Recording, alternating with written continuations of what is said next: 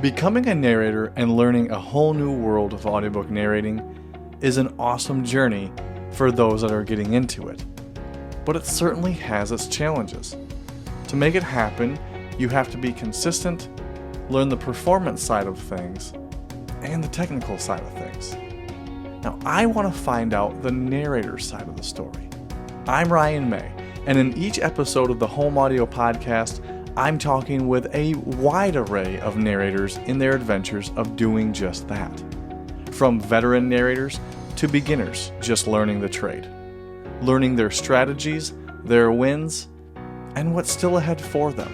When you begin your narrator journey, you usually start out by doing everything before you outsource certain elements.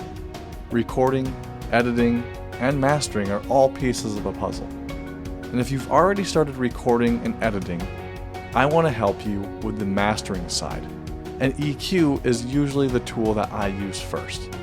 I want to give you my narration EQ guide to help you through each step of using EQ and enable you to get clarity and presence out of your voice.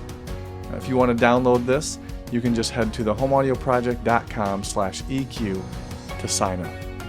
Now, as you'll hear in this podcast, there are tons of steps to take, but with drive, determination, and some bumps and bruises along the way, you can make it happen no matter what background you come from. Today's guest is Joel Froomkin, a SOVAs Award winner, an Earphones Award winner, an audiobook coach. Joel is one of the best in the business.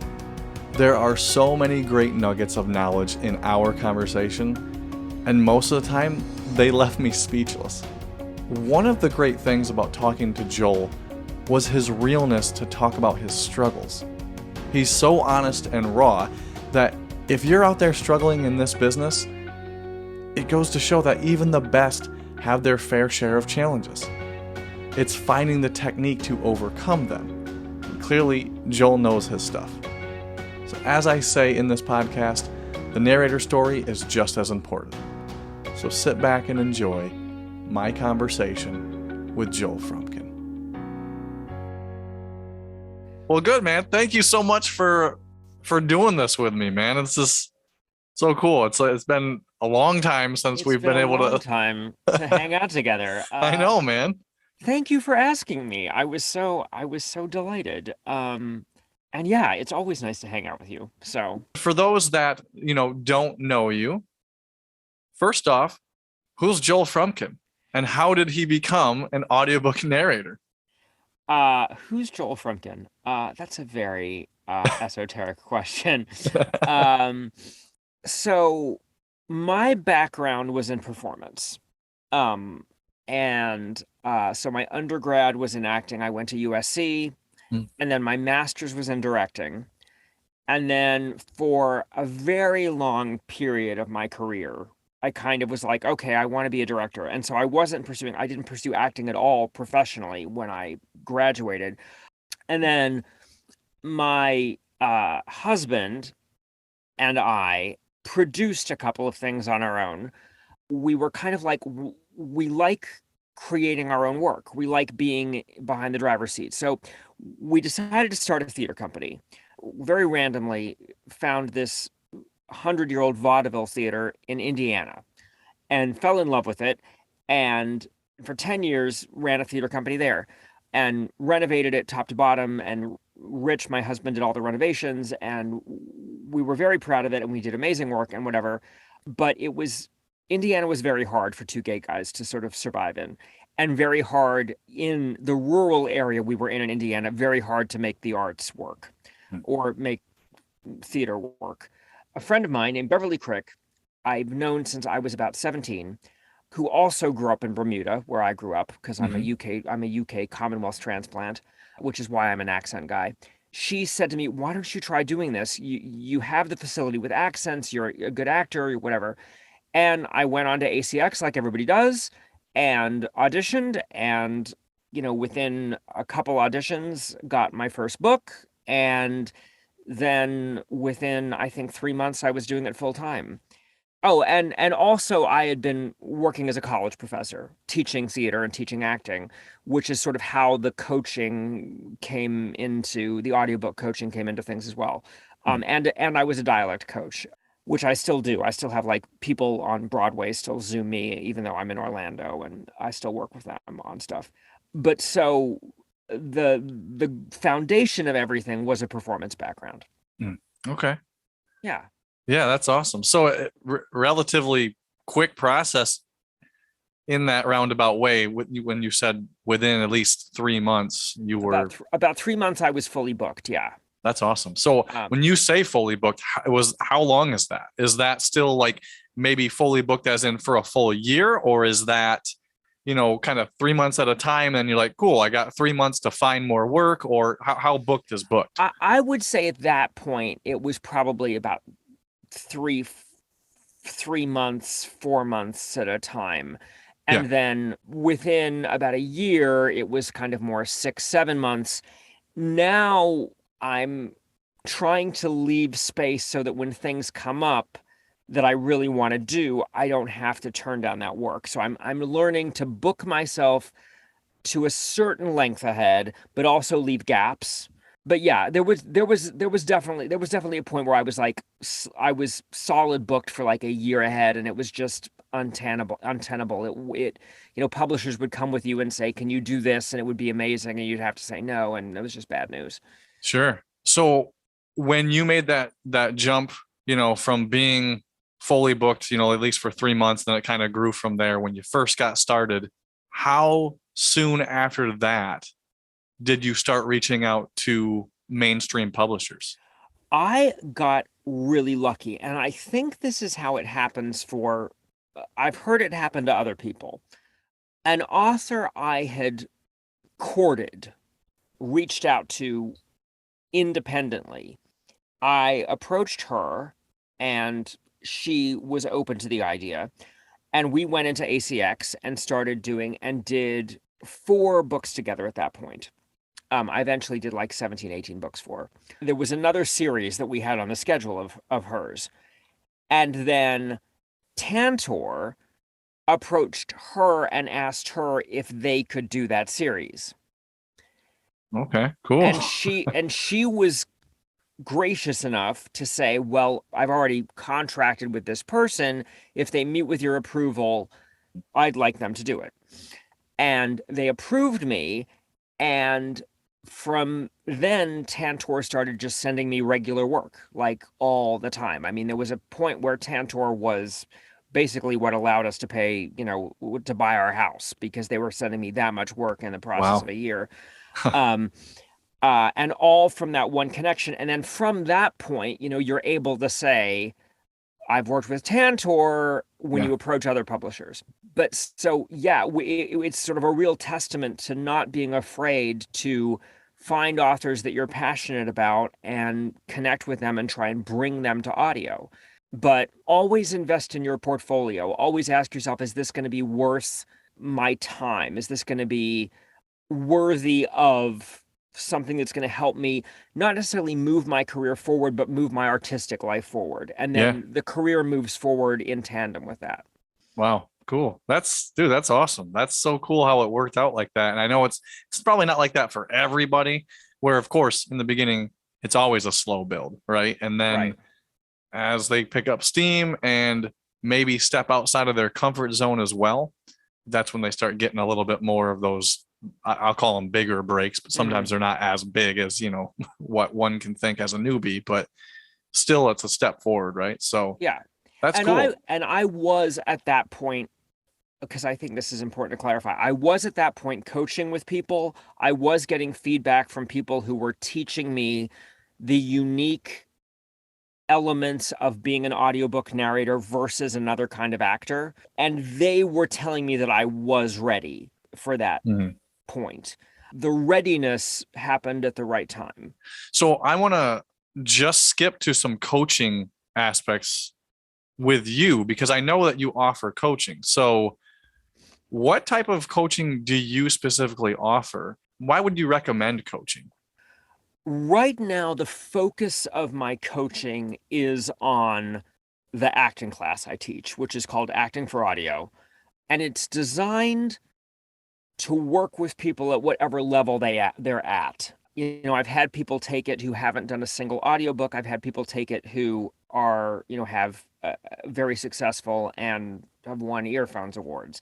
It's for people that may have a great deal of talent, but haven't had the experience to develop technique. Sometimes we all have moments when we're in the booth where we're feeling it and it's going great and we're connected to it 100% and we're rocking it out. Right. But very often you don't have that. And that's where foundation needs to come in. That's where you need to have technique so you can find ways in to connect to the material. So, and I take 10 students at a time per class. So it's very small. It's very one-on-one based. And it really is, it's a Stanislavski based acting class that then about halfway through it starts to focus particularly on the aspects of audiobook narration. What makes being an audiobook narrator unique versus other kinds of acting? It's so much more intimate. Mm-hmm. It's so much more exposed. I think that level of exposure means you need to be even more honest and even more emotionally connected to the material. When you're either a first-person narrator or when you're a third-person narrator, to know who you're telling the story to connect to a scene partner, to know why do I feel the need to say this out loud, and what am I hoping to get, or what am I hoping the person who's receiving it is going to get from me. I work with people a lot on trying to think of third-person narration as dialogue, because you see a lot with actors this weird dichotomy between something will happen in quotation marks and they'll sound natural and it'll sound completely real and relaxed and connected. And then they get to third-person narration and it suddenly sounds like they're reading off a page, or it sounds wooden, or they fall into particular vocal inflections, which for some reason they don't do when they see stuff in quotation marks. So those are the kind of things we focus on, and really letting the mic do the work, understanding how the difference in the size of the camera lens, as sort of for an analogy, is from theater down to TV and film, and then down to a tight close-up, and then that being in audio. I say to people, as a test, if you're trying to figure out the level to which you should be connecting with your listener, lie next to the person you're in bed next to, whoever your significant other is, or grab some random stranger. I don't know, get on Tinder and find somebody to do an experiment with. Right. And get right up against their ear and tell them about your day. And the first thing they're going to do is go, "Oh, you're talking too loud." And then adjust your volume to the point where you can have a casual conversation with that person in their ear.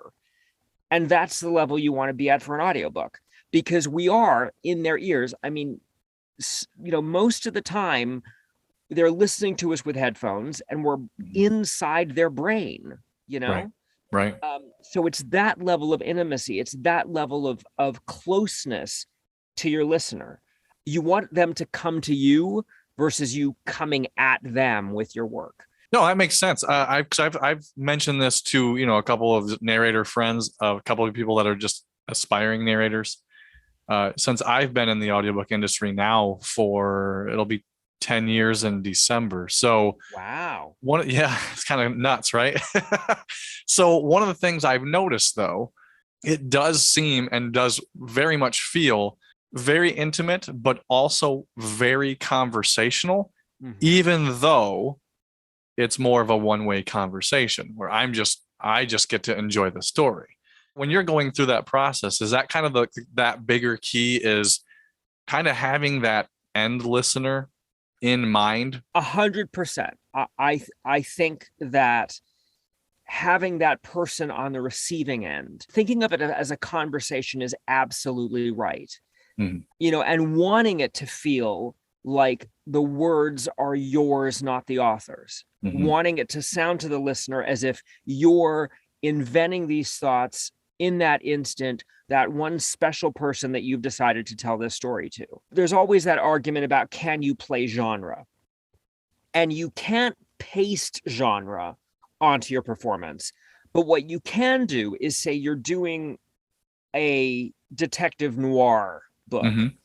If you imagine yourself in a smoky bar at 3:00 in the morning on the Upper West Side of New York, and think about, wearing a beat down old jacket and an undone tie and imagine yourself leaning against the bar at 2:00 in the morning, and there's this incredibly sexy, leggy blonde sitting next to you, Mm-hmm. and you want to impress her. And she says to you, I don't really believe you're a PI. Tell me your best story. And then you lean in and go, okay, I've got a story for you.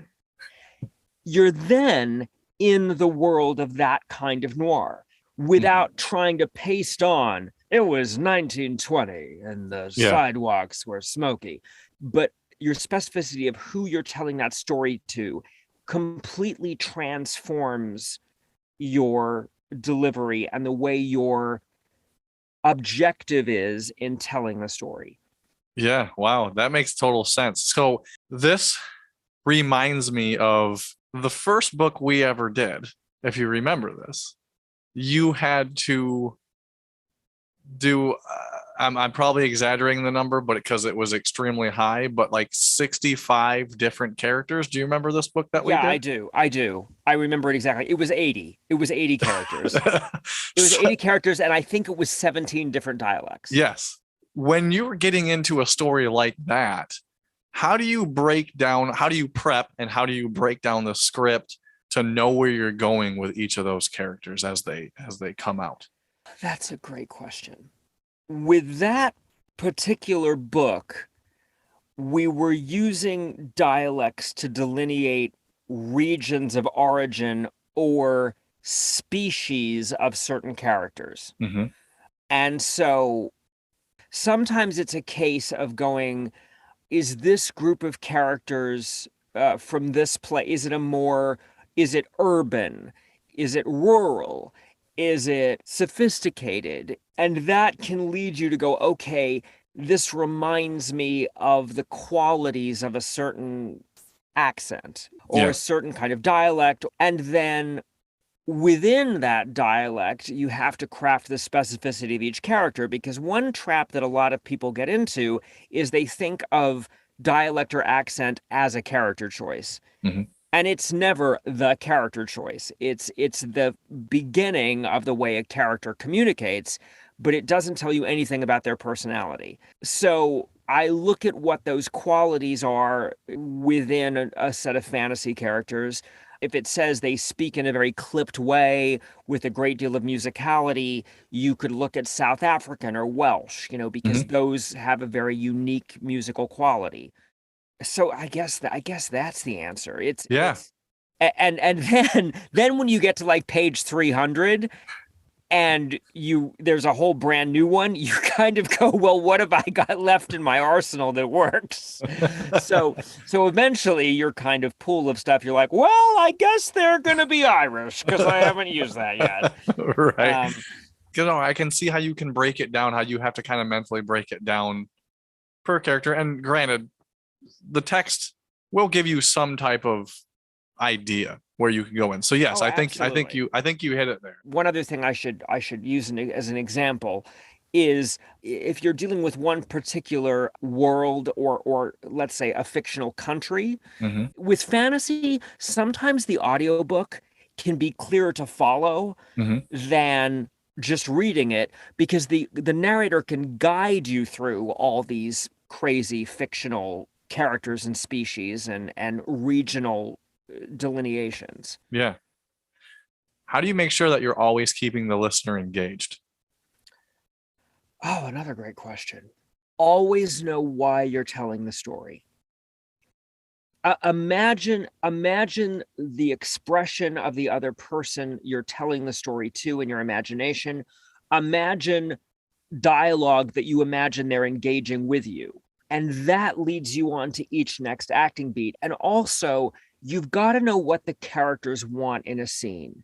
You've got to know what their objective is and what is driving them forward in the action. And also, when you do your pre-read, it is useful to have an understanding of dramatic structure. It's useful to look at the forest and not each individual tree. Sure. And to know where the climax is, to know where the boring parts are. Mm-hmm. You know, Sean Pratt talks about this when he's teaching nonfiction. He talks about knowing what to throw away. It's funny because I just fell victim to this. I was narrating David Copperfield, which I got asked to do, which was a dream project. Mm-hmm. Dickens can sometimes be quite verbose. I was so thrilled to be working with that language and excited to be working with such great writing that I fell into being too enamored with each and every image that he was putting on the page, but reveling in it so much that the narrative was suffering. And I went back and re-recorded my first day of third-person narration because I realized I was spending so much time engrossed in creating the imagery of a page about a fence with some ivy on it and the paintings on the wall and the cobwebs in the corner of the room that I wasn't taking the listener through the roller coaster the way the roller coaster needed to go. Sure. And sometimes the roller coaster needs to click up slowly,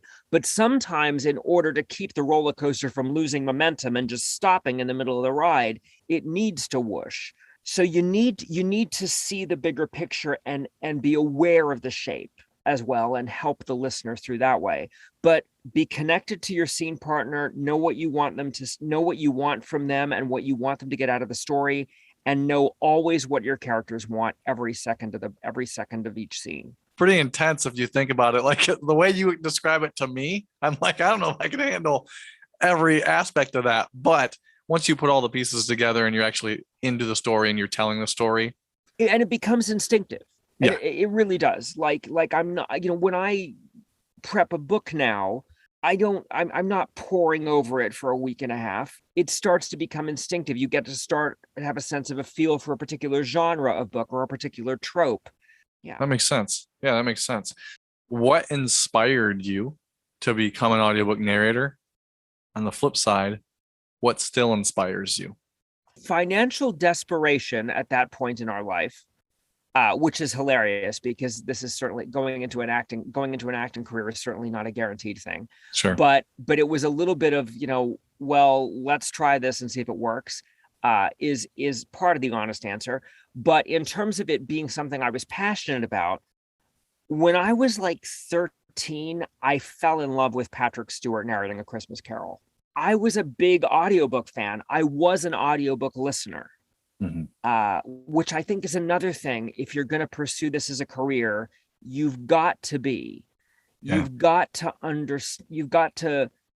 not just understand what the standards are and what the quality expectations are, but you've also got to find your inspiration and what you love stylistically and what you want to aspire to.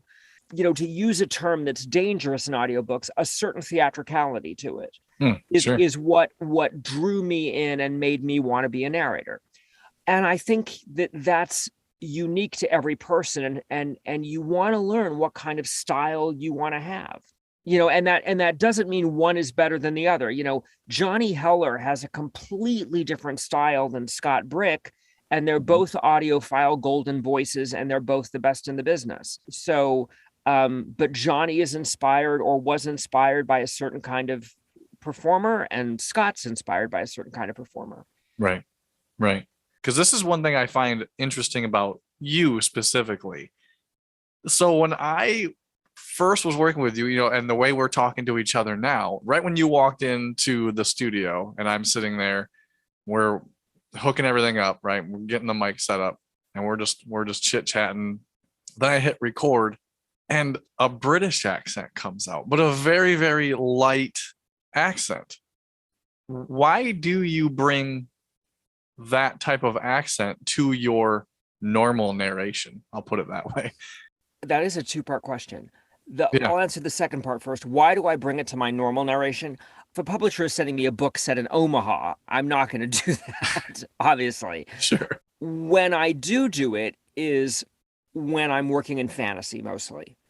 And I do that for a couple reasons. One, I think, is predetermined listener expectation Sure. in purely my opinion, because of things like Lord of the Rings, which either hired UK actors or were using UK accents. In a lot of what our pop culture lexicon is, fantasy worlds have been cast with a British sound. And that's just personal opinion. Sure. The nitty-gritty answer is, or the best answer is that unlike in America, British accents change every 21 miles. Mm-hmm. So you have an ability, as I was talking about before, Mm-hmm. of delineation of region, but also, unlike America, British accents delineate class structure Mm-hmm. and economic background. So it can be a shorthand for the listener in fantasy that you Sure. can't accomplish with American accents, because Americans' accents, with the exception of like hillbilly Southern, Mm-hmm. don't really connotate economic background or class background. So it's a way of specifying and clustering, like I said, species, geographic region, tribes, etc. So that's kind of how I ended up with that dual sound, weird, unique thing of being both British and American simultaneously. The moment you did that, as you know, audiobook lovers and listeners, they also gravitate Mm-hmm. towards specific narrators. Yeah. So you have your following and all that kind of stuff. And for me, that's why I loved what you did, because I was engaged right from when you first said the first word.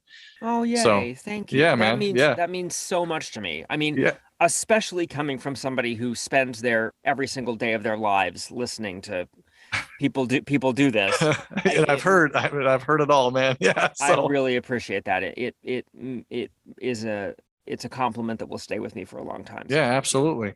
And let's kind of take this back a little bit from to the beginning. Mm-hmm. So you're first starting out, maybe you've got 15 books under your belt, right? So you've been doing it for a little bit. Talk to me about some of your wins and some of your fails as you were getting into this, Oh gosh. if you can remember. Yeah, you're asking such good questions. When I first started out, I wanted to impress the listener.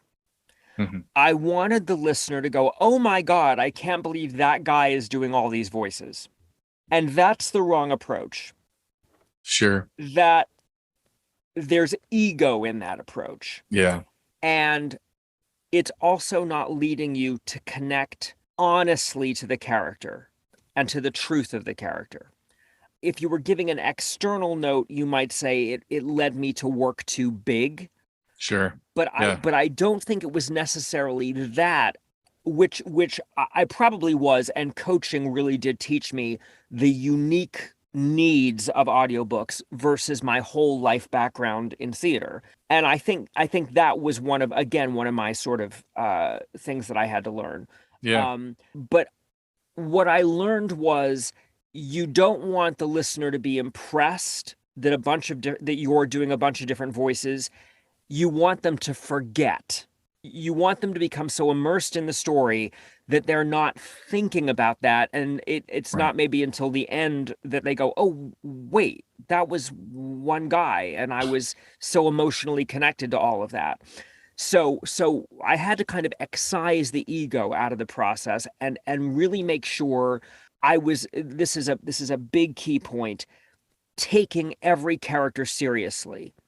One thing I teach my students that I was not doing when I started off was approaching every single character with the integrity that if they then became the lead in their own book, you could Mhm. narrate them first person Sure. in a Yeah, that whole makes book. sense. Wow. And Yeah. that makes you approach each character with a truthfulness and a nuance and a layer that you wouldn't necessarily do if you were just going, oh, I can do this fun voice.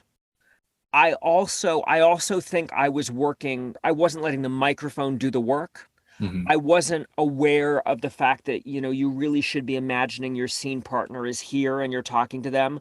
I was working, let's say, for maybe talking to like 5 people in a room rather than talking to one person here, Yeah. which is a big adjustment. Yeah. Um, Especially for nonfiction. A lot of people will approach nonfiction and think, "Oh, I'm talking to, I'm giving a speech You're right. to a group of people," and that's not going to draw your listener in. So I did have to learn to pull back and work more in a more intimate way, and a lot of that came from working with Paul Rubin, who's amazing.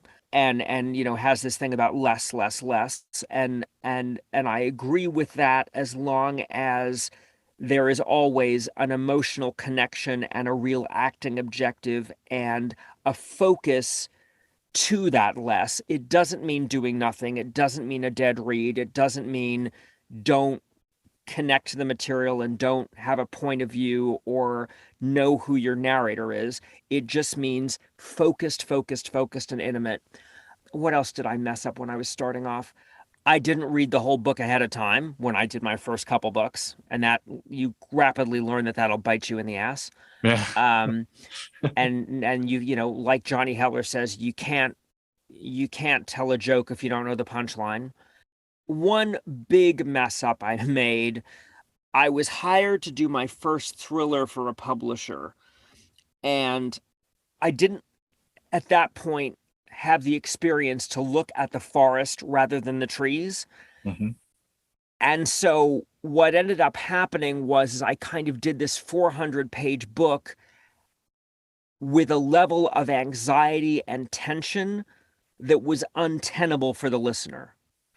I felt 100% connected to it, and I was emotionally, engaged, and I felt like I was scared out of my wits or whatever.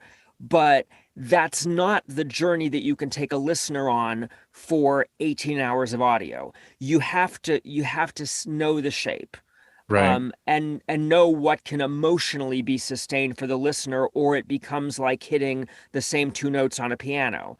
Yep. You know, I another thing that I say in class is you could give the greatest singer in the world a piece of music that only has one note on it, and no one's going to care if they're only singing that one note.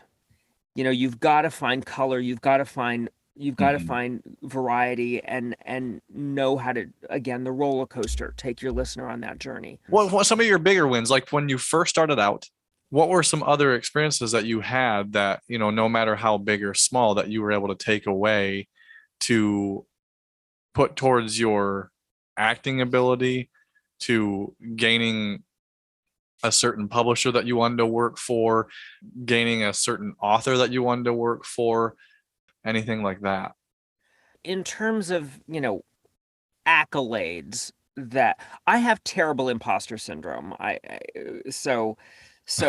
have a really hard time thinking of wins. Sure. I can talk about times I messed up way more than I can talk about successes.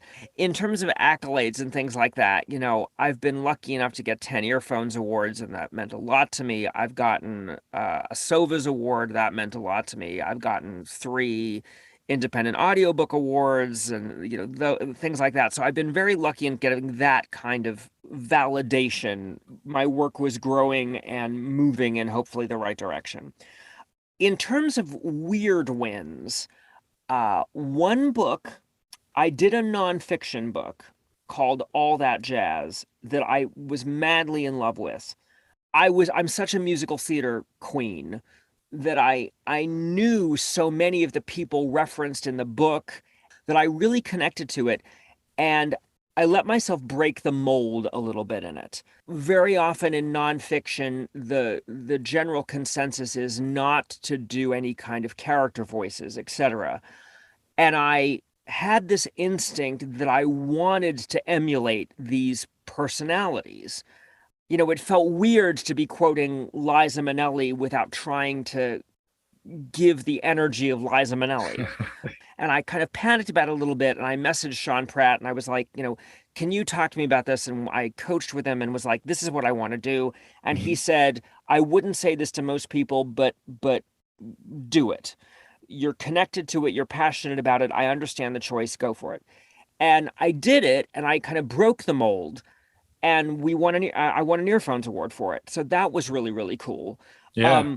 And another time that I had a weird win in that way was I got this book that I just adored called The Astonishing Life of August March. It's about this orphan who is raised in a Broadway theater and has this crazy cast of characters.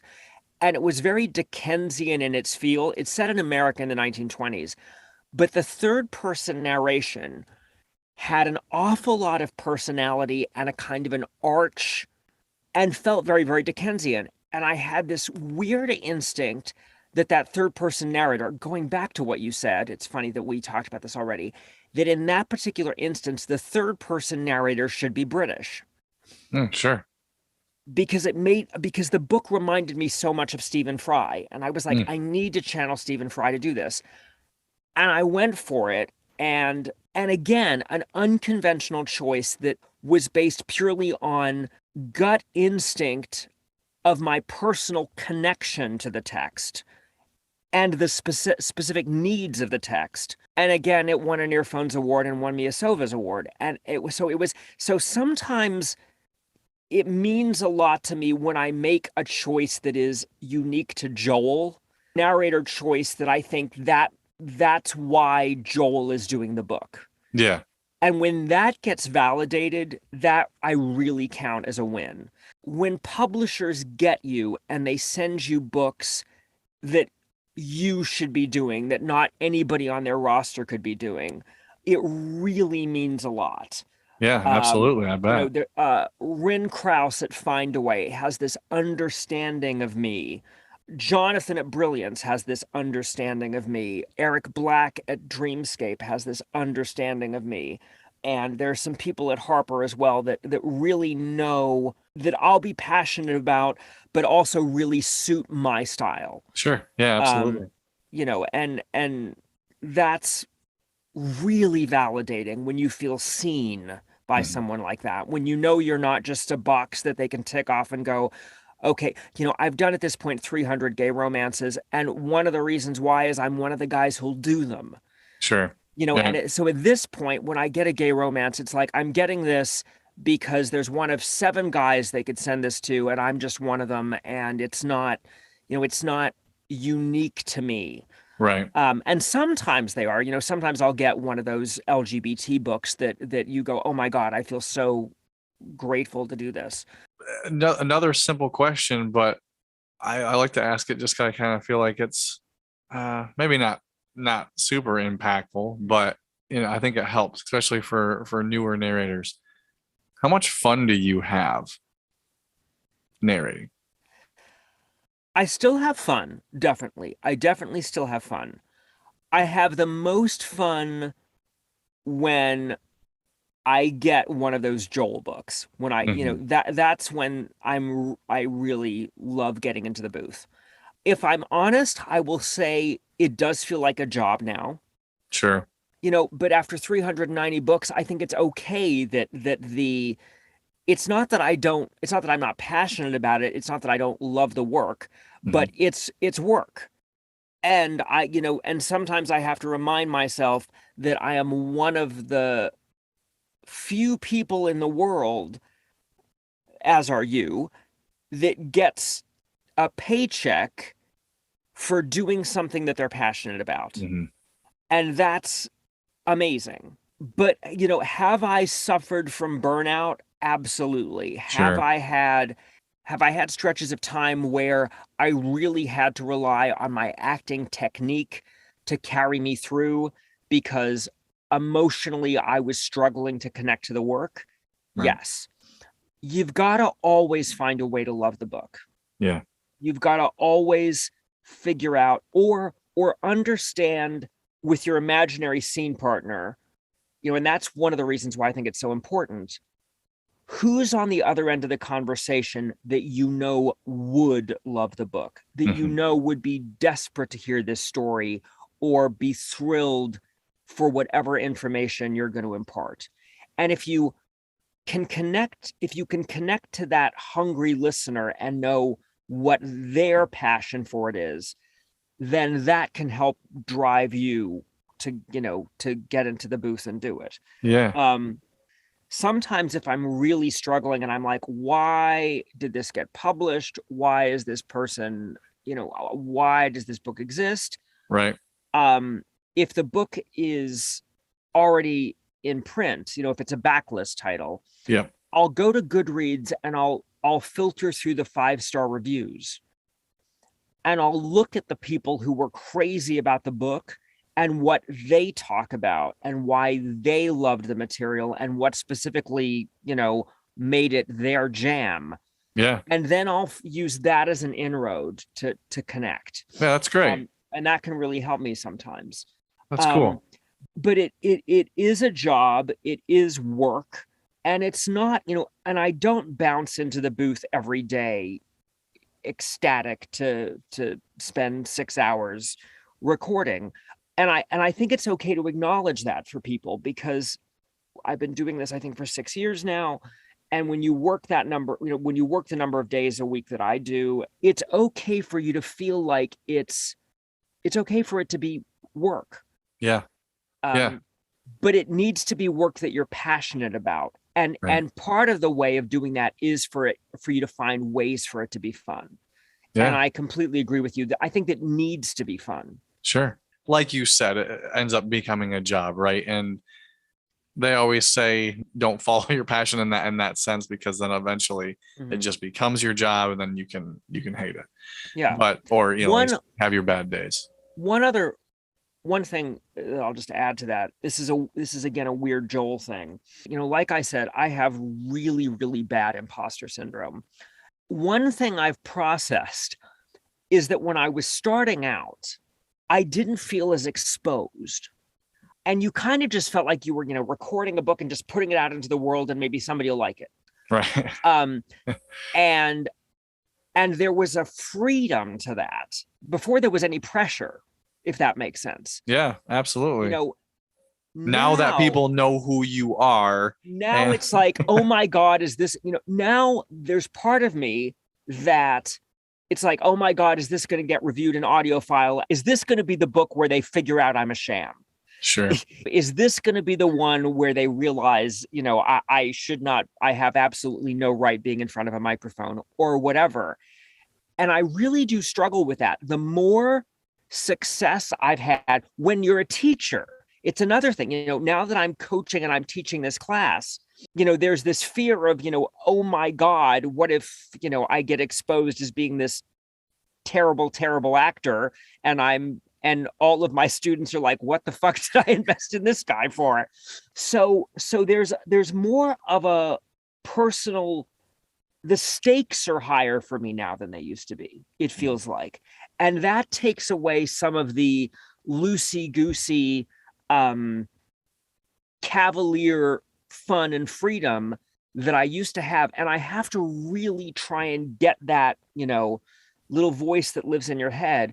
Yeah. I have to try and banish that, because otherwise you're not going to grow. You're not going to push yourself. You're not going to, you're not going to let yourself take chances and develop your craft. Everyone goes through it, man. Like I said, I echo that whole sentiment, just because in doing this podcast and everything that I'm doing for the home audio project, and this is the home audio podcast. You're putting yourself out there. Yeah. So I totally get it. And I wish you didn't think that way, because you are fantastic and you do a great job, and clearly it shows. But I totally understand why you feel that way. I think it's important to also put that out there, because a newer narrator can listen to this podcast and hear your struggles in that, and they're probably feeling the same thing right now, right? And then the moment that you're going through it, or they're hearing you or watching you as we're talking here, going through this, they're like, oh, maybe a light bulb goes off. It still can be done. And yeah, like you said, that little voice is always in your head. I still deal with that, but I still think it's important to you still have that level of passion. Like you said, sometimes some days are worse than others, sometimes they're better than others, but you still have enough passion in there, and you still love doing what you do, that it kind of makes everything dissipate, right? Everything else around you kind of dissipate. So one of the things that I was kind of curious on, I'm going to see if I can get this quote right. So James Foster, or James Anderson Foster, as he goes by in the audiobook world, a good friend of mine, I think a fairly good friend of yours, right?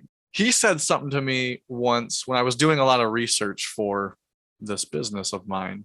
And I said, what's some piece of advice you can give to a new narrator? And one of the things he said to me was a couple of things. It was a two-parter, essentially, a two-part little piece of advice. Is one, having the confidence when you are ready, but you're not going for it, versus not knowing that you're not ready and you think you can just jump right into it. Absolutely. And like, oh, I'm going to start hitting up every publisher. I've done 2 books on ACX, and now I'm just going to start hitting up every publisher. So how important is that? How you approach a newer narrator to say, hey man, you gotta pull back the reins a little bit in what their next step should be. Do you have to have that person in your corner? Because some people don't get coaches. So if you don't have a coach, how do you know those 2 things? And if you don't know those 2 things, should you get a coach?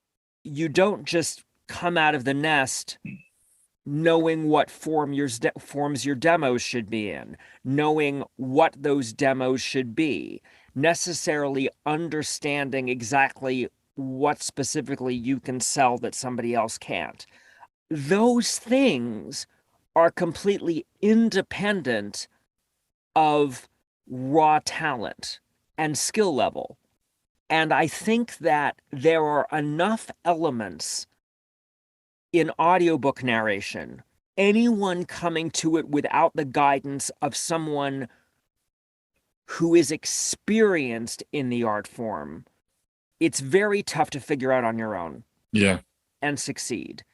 I think it's pretty imperative. And I am not one of those people who thinks that you should harness yourself to a coach and feel like you have to see somebody every week for the rest of your life, or every month for the rest of your life. I still coach, and I do it sporadically as a kind of a tune-up, or to feel new inspiration, or to push myself, or whatever, or address a specific problem. Yeah. And I know most seasoned narrators do that, but I do think that you need someone who really knows this business to tell you when it's time to pull the trigger. Sure. Because we all think it's time to pull the trigger. I certainly did. I thought I was ready before I was. I thought I had an entire degree in acting.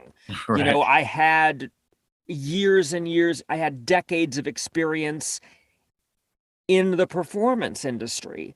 I wasn't somebody that kind of came at this in a cavalier fashion and was like, oh, I want to act for a living, let's read a book. Yeah. But I had to learn what this specific art form was, and only a coach could have taught me where I was needing to hone my previous experience and education and talent into that. It's one of those investments you've kind of got to make. You invested in buying a microphone, you invested in treating your booth, you invested in, even if it's a session to ask somebody, am I ready? And them to give you a crash course in what you need to kind of adjust. It's invaluable. Makes sense. It makes sense. Exactly what you just said, man. I love that actually, because like you said, a lot of people look at it like it's that aesthetic feel of like, oh yeah, I've got it all. But then when you don't invest in yourself, it kind of makes it completely void. Absolutely. Right? And I'll see people post in like Facebook message groups. I audition 3 times a day and I'm getting nowhere. Yeah. And then somebody will say, well, you should talk to a coach. And their response will be, well, I don't have the money for that. And I understand that that's legitimate. If on the flip side of the coin, you give monetary value to your time and you say to yourself, how many hours a day am I spending getting nowhere? And if I pay myself minimum wage, how much money am I losing by not investing in going ahead? You've kind of got to spend money to make money, as they say. And I'm not saying you need to invest, you need to spend $2,000 in a long coaching session right out of the gate, or long coaching investment right out of the gate. But just to get advice and feedback, have somebody look at your website, have somebody look at your demos, have somebody help you label your demos or know why your demos are wrong.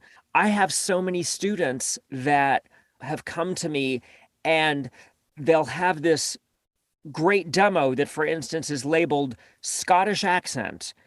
The person speaking with the Scottish accent won't come in until after a minute into the demo. And I'm like, 18 in the first 10 seconds, whatever you're selling that demo to be needs to be represented in that first 10 seconds. Otherwise, they're going to feel you're wasting their time. Sure. Simple little nitty gritty things like that someone with more experience who's had the failures and learned from them can guide you through. Yeah, that makes sense, man. No, I love that. That's great. You've already been gracious enough. I don't want to keep you and all that kind of stuff.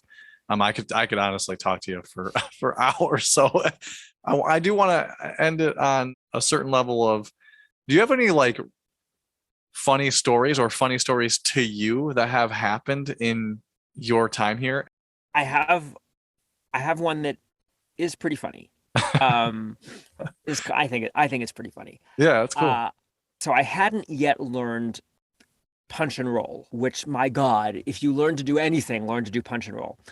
I hadn't yet learned to do punch and roll, and I was working on this book. I used the clicker system. I had like a dog clicker, and then I would go back. That was so incomprehensibly written. It was edited so badly that there were sentences that just would end or didn't make sense, or it was horribly written. As I was going through, and this was, of course, an ACX book, because if you're working for a publisher, you've got to do it word for word and you can't alter anything. Right. But just out of necessity to make it become English, I was having to adjust so much of it as I went, and it was exhausting. Yeah. And I hit one particular nonsensical, this is not even beginning to be grammatically comprehensible structure sentence that wasn't a sentence, that made no sense. And I said, I just can't fucking do this anymore. And again, it was before punch and roll. And it didn't get edited out by accident. And it went to it passed ACX and got published. Oh man. So I put out a book where suddenly in the middle of the book I said, I can't fucking do this anymore. And then I had to go back and take it out. Yeah. So I think that's my most egg on my face. That's awesome. Yeah, That's funny, dude. That is really pretty funny. bad. It's that's hilarious. I'm so thankful that you wanted to do this podcast with me, man, because I appreciate it, but I find it so fascinating, which is why I love to talk to narrators about this, how they got into it and what those struggles and those triumphs were, and how what was the fun part, and everything else that you put in there, like even down to your imposter syndrome, because I appreciate that story so much. Yeah, I just think that's so cool, and I appreciate all the time that you have. One other thing I wanted to mention was, this is not a funny story, but I love this story. It's Is still I coming still out? have this thing. Oh, my husband will be so excited. Yeah. So Yay. I'm using it right now because I wanted to show it off for YouTube and mention it for the podcast listeners. So for the listeners, this is a back pillow. I'm going to call it a back pillow, or a knee pillow is what I was using it for too. But a back pillow that has my original logo on it, Ryan May, that Joel's husband, right? Joel, Yep. Your husband made it for me. Yep. To give the listeners and the viewers like part of this story. You had, or your husband had made some dog shaped like when wiener. When I was first trying to connect to publishers, my husband made these, because we have dachshunds. Yeah. My husband made these lumbar cushions that were in the shape of dachshunds. Yep. And we put little collars on them, and they had the name of the publisher on them and whatever. And we sent them to we kind of blind sent them to all the publishers before I went to APAC. Yeah. For the first time, sort of that I would stick in their mind and whatever, and I became known as the guy who sent the dog pillows. So at least it kind of worked. And Right. One of the publishers was like, "What am I going to do with this?" And you said, "I'll use it in the booth," right? Well, I stole two of them, right? Because the publisher I work for has 3 producers. They have 3 producers, and one of them kept theirs. And the other 2 were like, I don't know if I'm going to use this. And I was like, well, I'll use it because not only for my back, just because, I'm sitting all day, but before we got standing desks there, I'd be like, well, I got to straighten this out. So I would just go to my knees and just sit at my desk, like on my knees. And I'm like, well, what the hell am I going to put on my knees? So yeah, I stole both or 2 of the producers' back pillows. And then, correct me if I'm wrong, but I do remember like you just kind of like second glancing at it, like doing like a double take and like, wait, you got one of those pillows? And I was like, yeah, I stole it. And it was it was so used. It made me so happy. Like he was so kind of like dead. He was like his stuffing was smushed. And... Yeah. So then the next time, I don't even think we were working together that next time. No, we weren't. But we weren't. The next time I came back, Rich made you a new one. I love it, dude, and I still use it. So now I'll fully honest, it's not as worn. I mean, it's still kind of whatever, but it's because my daughters love it a lot. So my younger daughter actually sleeps with it. But yeah, man, just it's still getting its use.